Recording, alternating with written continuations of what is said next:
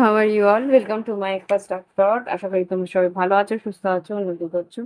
আজকে দেখবো আগামী দিনে কি এনার্জি আছে। মাথায় রেখো, জেনারেল রিডিং সবটুকু নাও মিলতে পারে। এঞ্জেলস প্লিজ আমাকে দেখাও আগামী দিন আমার কালেকটিভ বন্ধুদের জীবনে কি ঘটতে পারে, তার কি এনার্জি আছে। দুটো চারটে কার্ডে দেখাও কি আভাস আছে আগামীকাল। হাই প্রিস্টেস, সিক্স সেন্স, তোমার অন্তর মন কিন্তু তোমাকে গভীরভাবে বলবে যে কি ঘটতে পারে। কিছু একটা ক্ষয়ক্ষতি হওয়ার সম্ভাবনা আছে। মিস অপরচুনিটি, কোনো একটা সুযোগ তোমার হাতছাড়া হতে পারে, সেটা কিন্তু তোমাকে বারবার মন তোমাকে সংকেত দিতে থাকবে যে ভুল করো না, দেরি করো না। কিছু একটা ক্ষয়ক্ষতি হওয়ার সম্ভাবনা আছে, সেই সম্ভাবনাটাকে আহ বোঝার চেষ্টা করো। সুযোগ হয়তো হাতছাড়া হওয়ার সম্ভাবনা আছে, সেই সুযোগের মানে দেরি করে বেরোইও না কাজে, বা দেরি করে কোনো রকম ভাবে কোনো সুযোগকে হাতছাড়া করো না। এই সুযোগ যদি তোমার কাছে আছে, তুমি কিন্তু উন্নতির দিকে এগোতে পারবে, কম্পিটিশনে সবচেয়ে টপে থাকতে পারবে। 5 of Wands, ইয়েস। দেখো সান কার্ড আর এমপ্রেস, তার মানে এই সুযোগ হাতছাড়া হলে কিন্তু তোমারই আফসোস হবে পরে দিন। তো এই সুযোগ হাতছাড়া করো না। আর্থিক কোনো উন্নতির রাস্তা হয়তো খুলবে কালকে। কোনো সুযোগ যদি হাতে থাকে, সেটাকে সম্পূর্ণভাবে কাজে লাগানোর চেষ্টা করো। লাভ লাইফে দেখি কি আছে।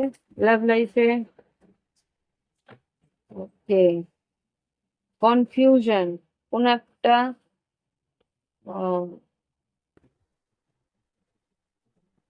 সন্দেহ বা কোনো রকম ভাবে একটা আশঙ্কা তোমার থাকবে।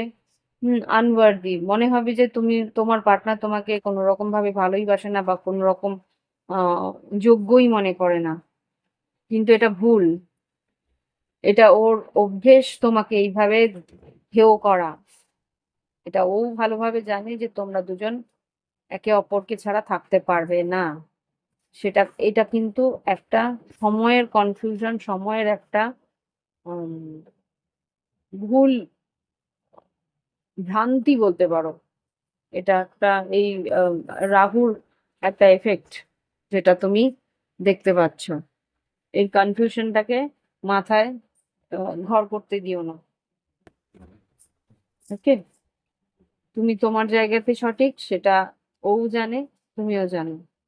ও হয়তো তোমার সঙ্গে এমন ব্যবহার করে যেটা মনে হয় যে তুমি ওর যোগ্য নও, কিন্তু অ্যাকচুয়ালি ও পরেতে বলে আফসোস করে যে আমি কেন করলাম। গাইডেন্স কি আছে দেখি লাভ লাইফে বা সাধারণ জীবনে, গাইডেন্স কি আছে আগামী দিনের জন্য।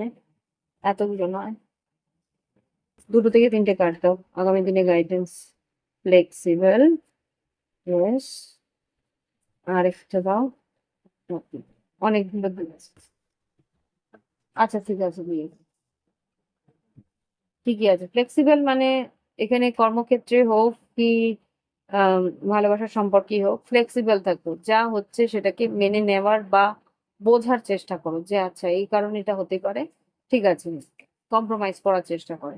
co-create, একসঙ্গে থাকার চেষ্টা করো, একসঙ্গে কিছু গড়ে তোলার চেষ্টা করো। হুম, কাম টু দ্য এজ। হ্যাঁ, এমন কিছু বলো না যে যেটাতে একে অপরকে একটা আহ, একে অপরকে কিনারায় ঠেলে দেওয়ার মতো, কোনায় একটা সরিয়ে দেওয়ার মতো। ওকে, দুজন দুজনকেই কিন্তু আহ, দাম দেওয়ার চেষ্টা করো, বা কর্মক্ষেত্রে আম, যদি সহকর্মীরা থাকে তাদের কোনো মন্তব্যকেও তা মন দিয়ে শোনার চেষ্টা করো, তাদের মন্তব্যকেও দাম দেওয়ার চেষ্টা করো। হতে পারে সেখান থেকে কোনো আইডিয়া পেয়ে যাবে। ওকে, তো কাউকে অবহেলা করাটাও ঠিক নয়, আর নিজেও অবহেলিত হওয়াটাও ঠিক নয়। তো সেই জায়গাটা একটু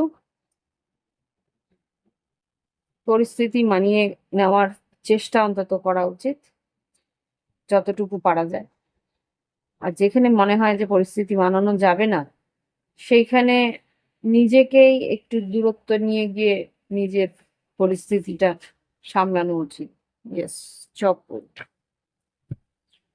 তো এই হচ্ছে রিডিং। ভালো লাগলে অবশ্যই লাইক দিও, কমেন্ট করো, সঙ্গে থেকো। Thank you for watching my video. Bye bye. Have fun.